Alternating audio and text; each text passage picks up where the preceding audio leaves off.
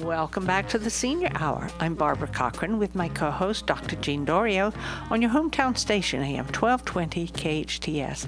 And we're speaking with Dr. Thomas Palucki, Hello. The illustrious Illustrious. Dr. Thomas Palucki. There we are. And what were we talking about before we were talking took a about break? back pain, and Gene kept talking about Schedule II drugs. So Opioids.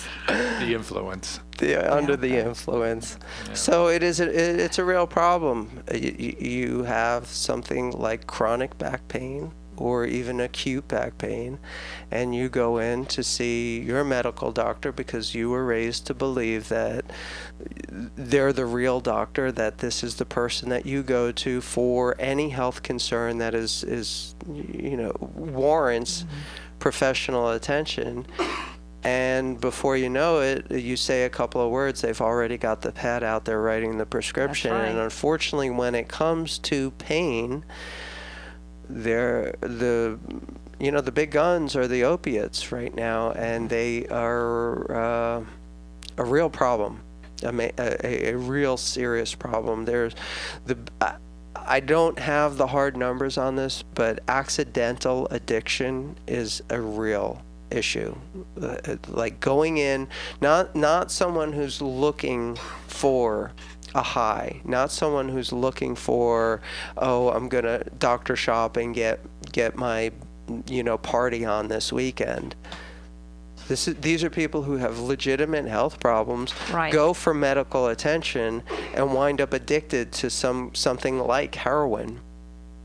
Yeah. Well, it's OxyContin, oxycodone, and there are several other high potency Percocet, painkillers. Yes. But obviously the big problem is that as a prescribing doctor, right now the CDC is telling me that my patients who are on those Schedule II drugs, the opioids, those patients, you should try them on the over-the-counter medications like aspirin or acetaminophen and the non-steroidal anti-inflammatories, the basic ones that most of my patients have already tried, sure, but at higher doses. They're telling me, and right now, as we know, the between the over-the-counter and the Schedule II, there really isn't a good classification of medication that we can use that does not have addicting qualities other than what we've talked about on this show before. And the three of us have done that. We've been interviewed by other media concerning our opinions on this. And there is the cannabis and cannabinoids are those medications that can be used, but of course we just talked about those who die because some feel that, and I agree that it could be a gateway medication into those heavy-duty drugs. But it's going to happen. November, we're having an election here. We use cannabis medicinally. You can get a prescription for it, but recreational use is going to happen in the state of California. This is a liberal state. It's going to pass. So face it, we have to start dealing at some point with that reality and making sure that there is something between. And what is between is cannabis, marijuana. And the only problem is we talk about Schedule 1, 2, 3, 4, and Schedule 2 are the codeine type and codones, OxyContin, Vicodins, but Schedule 1 is marijuana. But within that classification are peyote, LSD, and others that they have deemed that you cannot use these medications and you cannot experiment on them. So all our research on these medications come from outside the country. Right. And this is not good. So we need to open our eyes a little bit and start this discussion. And I think the three of us have. So we've gotten out there. I think people have heard us ad nauseum at this point. But we think that somebody should be leading all of this and, pulling us all in together so that discussion will occur. Addiction is a disease. like alcoholism. It's a disease. Alcoholism is a disease. Addiction is a disease. Let's face it. And when we face that reality, then we can cope with it. Let's start doing that right now, Santa Clarita. I agree with you. But just like overeating, that's a disease. Mm-hmm. It really is. And if you're trying to lose weight and you lose it and you lose it and you lose it, and I forget the word for it, when everybody goes skinny, skinny, skinny, that's Anorexia. a disease. Yes, anorexia. That's a disease also. Mm-hmm. It's, when are we going to wake up? You know, when are the majority of the people in this country going to wake up? Well, there are certainly a lot of issues at hand, and any one of these conversations can spin out. All I'm saying is that as far as pain relief is concerned, when it comes to back pain, mechanical back pain, the safest, most effective, most cost-effective, most highest patient satisfaction rating, all come under chiropractic. You're right. And this the thing, 90% of people, on average, will not consider going to a chiropractor for whatever reason. Well, you know, I think people do now because their private doctors are inundated with insurance companies and everything else. I agree. You go to your office, you give them the 20 minutes, 30 minutes, sometimes an hour, whereas you never get that with a doctor like me. I do house calls, so you don't have to see me in the office setting. But, you know, other doctors, it's 10, 15 minutes and you are done. That's it. I understand. I wish that were true. I wish that were true. I want that to be true. I want it to be true that we really are the first portal of entry for back pain, because every government study, every evidence-based study says that that's the way it should be. Mm-hmm. But then I look at the numbers and it's not. We have 15% of the population, 85% of the population will not go to a chiropractor. And it's just, I don't get it. After all of this, you know, I understand that in the early stages there may have been some controversy about, oh, is this a cult? Is this, you know, is this scientific? Are they real doctors? Do they even go to school? All of that stuff. Maybe that was appropriate 100 years ago when nobody knew, but this is not controversial now. This is just the way it is. If you've got mechanical back pain, if you don't go to a chiropractor first, you're going to spend more money, you're going to suffer longer, you're going to potentially have more serious complications, even life-threatening complications. And that's just it. That's not an opinion. That's an absolute fact. And even insurance companies know this. The same insurance companies that won't have chiropractors on their panel. Yeah. It's crazy. I don't get it. I don't get what. There's a thing in psychology called a scotoma. And that is like hysterical blindness. Like if you are just passionate about something, you will actually not acknowledge that something exists. Like if you're having an argument with your husband and he's in the other room and he barks at you to get the ketchup out of the refrigerator, and you go to the refrigerator and you rip the door open and it's sitting there right on the door on the door shelf there, and there's no ketchup in here, and he yells back from the other room, it's in the door, and you're like, there's no ketchup here, and he goes like, it's right in the door in the center shelf, and you look right at it and you're like, there's no ketchup. He walks up right behind you and grabs it and shows it to you. And this happens. It's called scotoma. You don't see it even though it's really there. And it's not that you're really blind. It's just that your thought process is so focused and your emotional state is so high that your brain doesn't process it. Mm-hmm. That's very and interesting. I believe this is the case when it comes to why 85% of the people would rather risk their life, be on drugs, get surgeries that have the highest failure rate of any medical procedure, instead of go to a chiropractor, which has been proven time and time and time again to be the most effective way to deal with it. So our listeners have heard my experience before. They all know I played baseball, and that when you play any sport, you're more prone to having problems. And my problem was with my back. And early on in my career, I was 15 years old, and I was incapacitated because of it. And I couldn't even stand up, let alone get to a kneeling position. I was in so much pain. But I got relief through a chiropractor, and then I met someone later who had gone to chiropractic school, who is now at UCLA, and we were working in the emergency room down there, and I was still playing ball too, and my back was going out. I could feel it, but he showed me how to self-adjust on a gurney in the emergency room, and which I've done ever since. And I know that changed my whole life.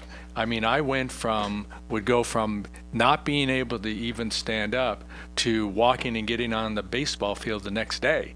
So I know the value of it, and I learned that through experience. So I took that into my thought process of how I was going to deal with medical problems. And so it's always been to me, you got a back problem? Here, I have a chiropractor that I can refer you to, and that's what I've done. That's and even awesome. with my seniors. That's awesome. You know, up until 1970, you could have lost your license for doing that. Mm-hmm. There was actually, you could have lost your medical license, but we broke that with an antitrust suit. Mm-hmm. So things have changed. I would, I wish that things have changed more in the past 46 years, since it's okay for medical doctors to say that, chiropractic is okay and they don't have to worry about losing their license. But I still run into that mentality. I have a select few medical doctors that I have any relationship with, and it's not because I have a bug up my butt. I try, I reach out, and I a lot of times get the door slammed in my face, and I just don't get it. This is just not even professional, much less appropriate. But I think the public will figure this out, though. Mm-hmm. Thomas, I agree. this is because the public, we have the internet. We're always searching away from the professional people at times to figure out the best route for ourselves. And nowadays, the medical people like myself have failed at this. And I think that now, with also not getting enough time to see your doctor, that's going to play a role. And people are just going to walk away from the medical doctors and their opinions, either look it up on the internet or go to the right place and figure that's the thing to do. Chiropractic care, I think, is a valuable, integral part of our whole society, and when it's not being used, you're losing an advantage of life that could change your whole quality of life. So for those of you who are out there, especially our seniors, this is a senior hour. I'm a senior, Barbara's a senior. We know the value of it. Don't be fooled. I mean, you can go ahead and get your prescription. You can get addicted. You can get your MRI. It can cost you a lot of money out of pocket. But, there are things you can do to take care of the mechanical problems. There are things you can do to preventively stop it from happening again. There are lots of things you can do that you're not going to get from your private medical physician. You're just not going to get that anymore. Yeah, it's sad. It's sad, but it is what it is. I have what I want the world to be like, and then I've grown to learn that, okay, I have to accept that it's not what I want. Here's what we're dealing with, and is there any way to bridge the gap? Is there any way that you can reach out? And I've learned the hard way that a lot of people have that scotoma. I experience professionally, I experience it personally, and I experience even with my patients who love me and stay with me. That guy who swore that he did not go through the program before until I showed it to him on YouTube, and he was like, oh, he was embarrassed. He was like, oh my God, I can't believe. So it's... it's people are interesting is all I can say. That's and very it true. keeps life interesting. I just know that far too many people are putting up with way too much suffering in their life. They don't have to. It is simple. It is affordable. It is effective. There are few, if any, complications. The extensive studies by people who don't necessarily feel warm and fuzzy about chiropractic tried to prove how bad it was, that it caused strokes, that it paralyzed people, that it was hurting people. And even with a lot of resources, they came up with basically there is no negative, more so than the general population. Any research that you see that chiropractic causes strokes, it's no higher than background radiation. It's no higher than whatever is happening in the general population. That person who was going to stroke anyway just happened to be at a chiropractor within a week, and they really cherry-picked the results to make it look like chiropractic was causing this. And when it really got under scientific scrutiny, there was no correlation at all. It's very interesting. Well, I can remember years ago, I didn't want to go to a chiropractor. They're not doctors. Right. What can they do? And I honestly did have that opinion. Sure. I really did. A lot of people do. Scotoma. And it's, Barbara Scotoma. Cochran. but I've learned otherwise. Yeah. Now, our seniors are listening, pain, back, it radiates sometimes. It's more when you move around or better when you're resting. Yes, they use ice and heat. Is there anything else in terms of symptoms that our seniors should be aware of? I mean, anything that might limit your quality of life. You can watch it for a little while and see if it goes away. There's no problem with that. But persistence of discomfort affecting your quality of life, that's when you should seek help. Absolutely. And when we get on the topic of quality of life, and I know I only have about a minute left, that ache and pain that you wake up with, that it takes an hour or two to get moving freely in the morning, that most people say, or most doctors will tell their patients, well, you're this age or that age. What do you expect? I wake up feeling that way.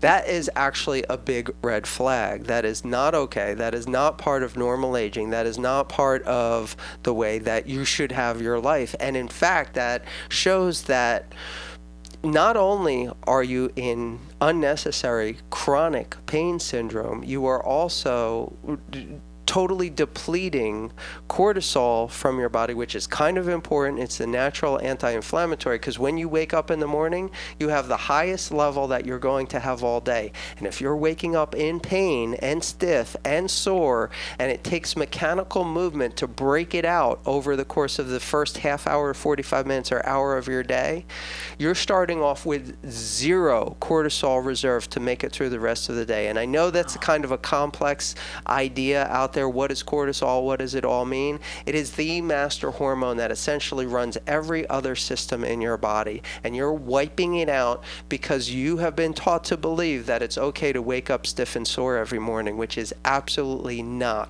okay. Oh my goodness, if I woke up stiff and sore in the morning, I'd go to the doctor or I'd go to the chiropractor right away. Most people just consider it normal. That's interesting.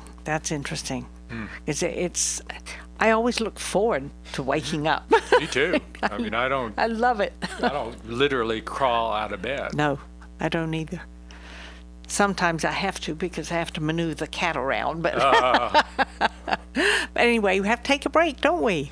I'm Barbara Cochran with my co-host, Dr. Jean Dorio, on your hometown station, AM 1220 KHTS. Welcome back to the Senior Hour. I'm Barbara Cochran with my co-host, Dr. Jean Dorio, on your hometown station, AM 1220 KHTS, and we've been speaking with the illustrious Dr. Thomas Palaki. There you go. How's that? That's all right. I'm getting better. We've been talking about back pain and how to treat it, but one of the things that we worry about is treatment doesn't necessarily mean you have to use drugs. Right. That's right. What are some of the things that you recommend to your patients once they've gone through the pain and they're better to keep their back discomfort from returning? Well, the key here is the overwhelming majority of back pain is what we call mechanical back pain, which means that there is strain on the structure. Strain on the structure causing the pain. That is the overwhelming majority, like 90% of problems are simple mechanical back pain. And there are a few things that get wrong in the treatment of that, and that is trying to deal with it with just anti-inflammatories, whether they be over-the-counter or prescription strength, or just trying to deal with it with a painkiller and working your way up to the opioids. This does nothing for the mechanical problem. It's like a boulder is sitting on your foot, and you're saying, here, if you just take enough drugs, you won't care about the boulder anymore. That's right. It doesn't do anything about the boulder. So the mechanical problem has to be reduced. And people have some options with that. They can do physical therapy, which has been shown not to be that effective by numerous government studies. It's not the hot pack, cold pack, muscle stim massage, stretch, and here's a handful of exercises. That does not get rid of that boulder either. You can't exercise this problem away on your own. And then there's surgery. And back surgery still, as much as you see all these late-breaking news about the advancements in the surgical processes, how the bottom line is nearly an 85% failure rate, which means within 5 years, the outcome is no better than where they were before they had anything done. And if they go back in for a second surgery, that jumps to over 95% that they are permanently disabled from that point forward, out of the workforce permanently. So, with those options available to you, there's something else, and that is chiropractic. And I'm not even going to get into all the differences in chiropractic or how it works, but numerous studies from many different countries show that it is the most effective way to deal with mechanical back pain. And then once you take the boulder off the foot, so to speak, and you get the spinal segment moving freely and in good relationship to the one above and below it, and in relationship to the rest of all of the connective tissue involved, then yes, then it is appropriate to start giving out exercises. And the first ones we like are balance and coordination exercise before you start talking about strength exercises. We've talked about this on a previous show. I'll be happy to talk about it in extent on next show, but I know we have to go. So if anybody out there who is listening has gotten rid of their scotoma and they want to give you a call, how do they get a hold of you? 661-753-9340. And if you still have Medicare Part B, believe it or not, you're covered. As long as you haven't signed your rights over to an HMO, Medicare covers chiropractic, and I am a provider for Medicare. 661-753-9340. The illustrious Dr. Thomas Pilecki, thanks for being on the show. Thank you. Today. It's always something different and new, and getting out there. No scotomas here. There you go. Keep it interesting. Appreciate it. We are sponsored by Advanced Audiology and SCV In-Home Care. Listen to us next week on the Senior Hour. Now go and enhance your quality of life.